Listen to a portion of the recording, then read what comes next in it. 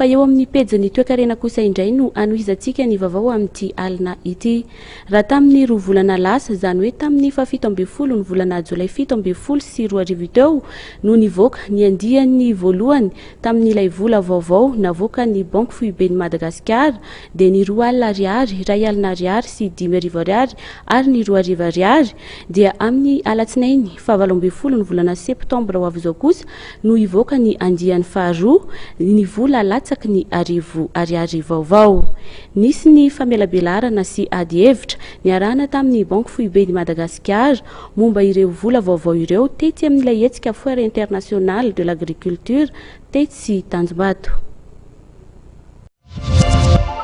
Hivoaka amin'ny alatsinainy 17 ny volana septambra izao ny andiany faharoa amin'ilay vola vaovao navoakan'ny Banky Foiben'i Madagasikara dia ny vola vaovao latsaky ny arivo ariary dia ny arivo ariary, 500 ariary, 200 ariary ary ny 100 ariary. Mitovy amin'ilay andiany voalohany mitana ny foto-kevitra dia ny fampahafantarana ny arena voajanahary, ny kolotsaina sy ireo mampiavaka ny faritany inona eto Madagasikara ireto vola vaovao ireto. Mbola manan-kery sy azo ampiasaina avokoa ireo vola taloha sy ankehitriny. Mahakasika ny vola 2 alina ariary kosa indray dia tsy misy ny fandrarana amin'ny fampiasana izany. Ny zava-tanteny Banky Foibe dia hoe anaovana transaction amina montant be io. Raha ohatra zany reny mpividy lavaniny ireny mety aminy kokoa mampiasa 2 alina ariary toy izay ampiasa ariary zato. Ngamba ariary zato 3 camion na 4 camion ny azo 2 alina ataontsika hoe tapaka na tapaka aro. Dia ohatr'izay ihany koa ny tsenan'omby.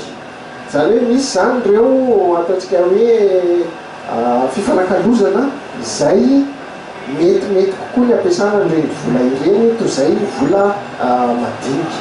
Tsy mbola niteny mihitsy ny Banky Foibe ao am-pandraharaha ireo daholo ireo afisy ireo tsy mbola misy an'izany. Elo ireny sport ireny na ny tele na ny radio tsy mbola misy niteny mihitsy hoe natokana izay ao am-pandraharaha fao antsika rehetrarehetra eo. Amin'ny fampahafantarana ny vola vaovao dia misy ny fanentanana ataon'ny Banky Foiben'i Madagasikara manerana ireo faritra maro manerana ny nosy amin'ny alalan'ny road show.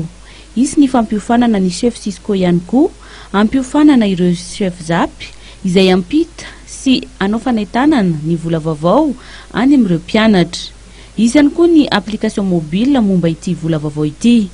Mila mitandrina amin'ny mpanao vola sandoka ny rehetra, mora fantarina ny vola tena izy sy ny vola sandoka satria sarotra ny makatahaka ireo singa maromaro amin'ny vola vaovao. Tsy tokony ho maika amin'ny fanakalozana ireo vola ihany koa ny malagasy.